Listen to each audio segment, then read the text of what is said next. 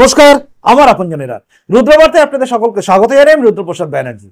আজ এই রাজ্যে তৃণমূল কংগ্রেস সবচেয়ে বেশি বিব্রত যে বিষয় নিয়ে বা যে বিষয়টা এই রাজ্যের মুখ্যমন্ত্রী মমতা বন্দ্যোপাধ্যায়ের চলার পথে মানে ভবিষ্যতের চলার পথে সবচেয়ে বড় কাঁটা হয়ে রয়েছে সেই সন্দেশখালীর কাণ্ড বা সন্দেশখালী ঘটনা, যেটাকে মিথ্যে প্রমাণ করার জন্য তৃণমূল কংগ্রেস যা নয় তাই করে বেড়াচ্ছে।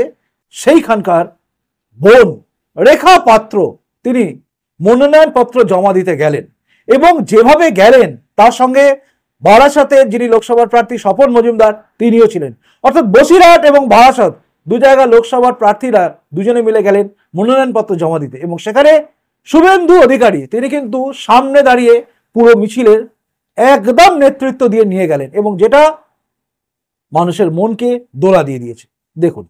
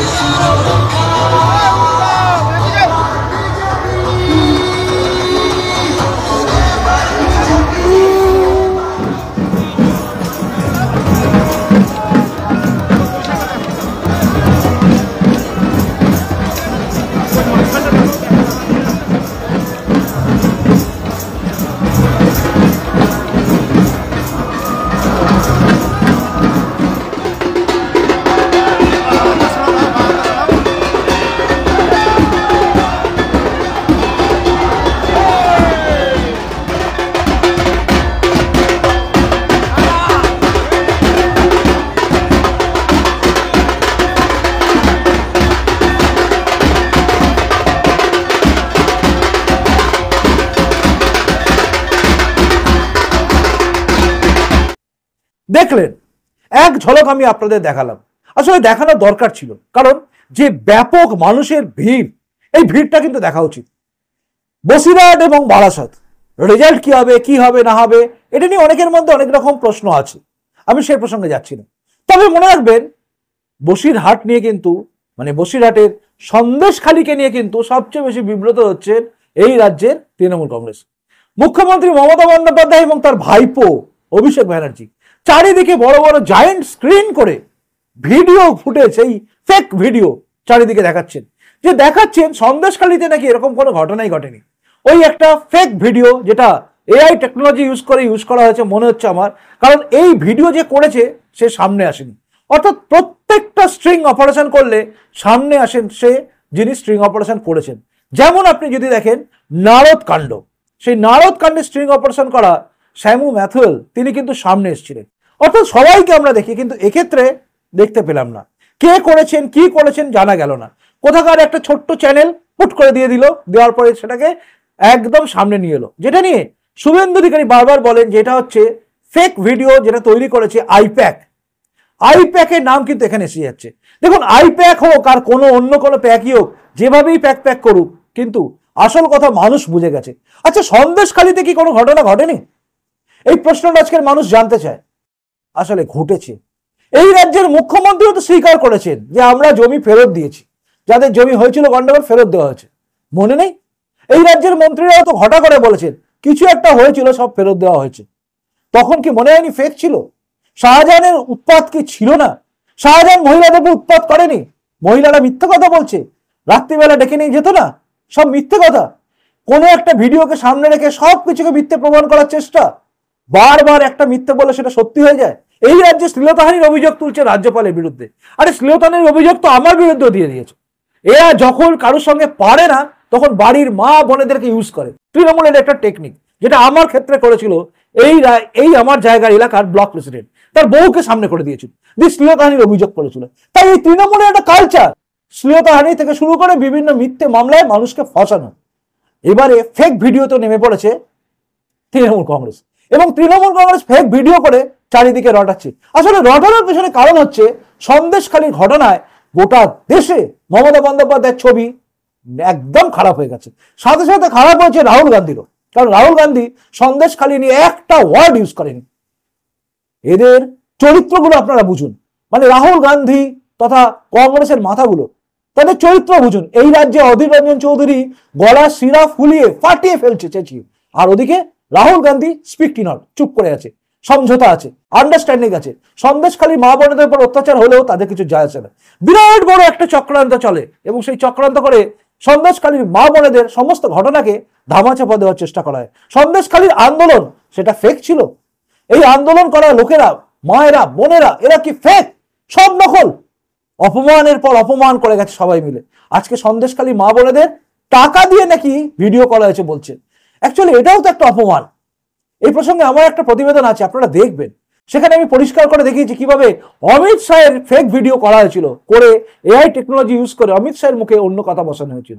আজকের দিনে সব সম্ভব। আমি আবারও বলছি, চিৎকার করে বলছি এবং দাবিও রাখছি, আজকের দিনে সব সম্ভব। মমতা বন্দ্যোপাধ্যায়ের গলাকে ম্যাচ করিয়ে অন্য কারোর সঙ্গে বসিয়ে বলিয়ে দেওয়া যায়। আজকের দিনে সব সম্ভব। এআই টেকনোলজি ইউজ করে সব সম্ভব হয়। এরকম ফেক ভিডিও যদি কেউ তৈরি করতে শুরু করে না, চমকে যাবেন। আচ্ছা, আমার একটা প্রশ্ন, এবার এই কাণ্ডে সিবিআই কে তুলে নিয়ে যাবে না? আমি সামান্য একটা ভিডিও করেছিলাম যেখানে শুভেন্দু অধিকারী একটা কথা বলেছিলেন, তার পরিপ্রেক্ষিতে আমার সবচেয়ে কষ্টে করে অর্থ দিয়ে কেনা একটা দামি ফোন, সেই ফোনটা পর্যন্ত পুলিশ আজকে পর্যন্ত আমাকে দেয়নি। পুলিশ ওটাকে রেখে দিয়েছে, আমাকে লকআপে রেখে দিয়েছিল। আর ভিডিওতে ওতে কি আছে, ফরেন্সিক ডিপার্টমেন্টে নাকি ওটাকে ল্যাবরেটরিতে টেস্ট করা হবে। তো এক্ষেত্রে টেস্ট হয়েছে? যে করেছে সে কে? কোথা থেকে পেল সব ভিডিও? সন্দেশখালীতে যখন অত্যাচারের কথা বলছেন, আবার বলছেন আমাকে জোর করে বলানো হয়েছে, আমাকে সাদা কাগজে লেখানো হয়েছে, সই করিয়ে নেওয়া হয়েছে। আচ্ছা, তাহলে গোপন জবানবন্দি আপনি ম্যাজিস্ট্রেটের সামনে কি দিয়েছিলেন? এই প্রশ্নটা কেউ করছে না। আসলে তৃণমূল কংগ্রেস বিভিন্নভাবে চেষ্টা করছে সন্দেশখালী ঘটনাকে ধামাচাপা দেওয়া। শুভেন্দু অধিকারী এই রাজ্যের বিরোধী দলনেতা, তিনি কিন্তু পরিষ্কার বলেছেন যে আমি শেষ দেখে ছাড়বো এবং 1 টাকাও ছাড়বো না, আইপ্যাকের 1 টাকাও ছাড়বো না। ঠিক কথা বলেছেন। এই ফেক ভিডিও যদি আইপ্যাক করে থাকে, তাহলে আইপ্যাকের কিন্তু কপালে দুর্ভোগ আছে, আইপ্যাকের কপালে। কারণ শুভেন্দু অধিকারী একদম পরিষ্কার অভিযোগ করছেন আইপ্যাক করেছে। অনেকেই বলছেন যে আইপ্যাকের মধ্যে জড়িত আছে, ভাইপোর টাকায় আইপ্যাক করেছে। ভাইপো কি হবে না হবে আমি জানি না, কারণ অনেকগুলো কেসে ভাইপোর নাম আছে। আগামী দিনে কোনো রক্ষা কবচ পাবেন কি পাবেন না আমি জানি না। সুপ্রিম কোর্টে গেলে সমস্ত কেস যেন কিরকম গুলিয়ে যায়। আসলে একটা ইকোসিস্টেম চলে। এই রাজ্যের মুখ্যমন্ত্রী মমতা ব্যানার্জি হাইকোর্টের বিচারপতিদের বা বিচারালয়কে বিজেপির বলতে পারে। আমরা যদি বলি যে সুপ্রিম কোর্টেও পুরো বিচার ব্যবস্থাটা একটা ইকোসিস্টেমের মধ্যে চলে, যেখানে কমিউনিস্ট, কংগ্রেস এদেরই প্রাধান্যতা বেশি, তাহলে কি ভুল বলে ফেলবো? নাকি আমরা বিচার ব্যবস্থার প্রতি প্রশ্ন তুলে ফেলবো? আসলে বিচার ব্যবস্থার প্রতি প্রশ্ন তুলে দেন মমতা ব্যানার্জি। এই রাজ্যে সবকিছু হয়। এই রাজ্যে মমতা বন্দ্যোপাধ্যায় চান যে করেই হোক সন্দেশখালী ঘটনাকে ধামাচাপা দিতে হবে।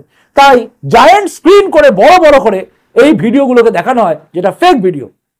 আর আজ প্রচুর জনমত নিয়ে একদম মনোনয়নপত্র জমা দিতে চললেন কিন্তু রেখা পাত্র, তিনি জমা দিলেন। এবার প্রশ্ন হচ্ছে বসিরহাটের মানুষ কি করবে? রেখা পাত্র কি টিকবে নাকি হেরে যাবে? প্রশ্নটা আমার আপনার উদ্দেশ্য রইল, আপনি কি করবেন? আপনার জায়গায় যদি হয়, সন্দেশখালীর ঘটনা আপনার এলাকায় যদি হয়ে থাকে, সন্দেশখালীর ঘটনা আপনি যদি বসিরহাটের বাসিন্দা হন, আপনি কাকে ভোট দেবেন? আপনি কি এই তৃণমূল কংগ্রেসকে দেবেন, যেখানে দাঁড়িয়ে তৃণমূল কংগ্রেস শেখ শাহজাহানকে গ্রেপ্তার করেছে বলে নিজেরা বলে? শেখ শাহজাহান যেখানে অহংকার করে এরকম করে হাত নাড়তে নাড়তে যায়, সিবিআই ধরা পড়ার পরে সিবিআই হাত থেকে শেখ শাহজাহানকে বাঁচানোর জন্য এই রাজ্যের তৃণমূল কংগ্রেস সুপ্রিম কোর্ট অব্দি দৌড়ায়। আপনি কাকে ভোট দেবেন? যেখানে মা বোনেরা চিৎকার করে বলে যে রাত্রিবেলা পিঠে তৈরি করার জন্য ডেকে নিয়ে যেত, আপনি তাদের ভোট দেবেন? যে ঘটনাকে ধামাচাপা দেওয়ার জন্য ফেক ভিডিও করা হয় এবং ভিডিও যে করে তার নাম জানতে পারা যায় না, কে করছে কি করছে জানা যায় না, সবাই লেখে ভিডিও সত্যতা যাচাই করা হয়নি। সেই ভিডিও দেখে আপনি কি ভাববেন যে সন্দেশখালীতে কোনো অত্যাচার হয়নি? প্রশ্নটা আপনাকে রইল। বসিরহাটে কি হবে আপনিও বলতে পারবেন। বসিরহাটের মানুষ কাকে চাইবে?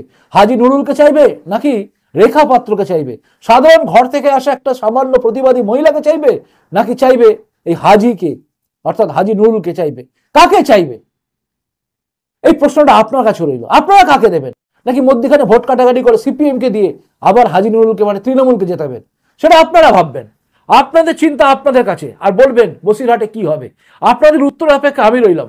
আজকে রেখা পাত্র মানে আমাদের বাড়ির একটা ছোট্ট বোন আজকে মনোনয়নপত্র জমা দিল বাংলার মানুষের মনের কথা ভেবে, যে বাংলার মানুষ তার দিকে তাকিয়েছে, ভাববে সন্দেশখালীর মা বোনেদের কথা। দেখা যাক কি ভাবেন আপনারা।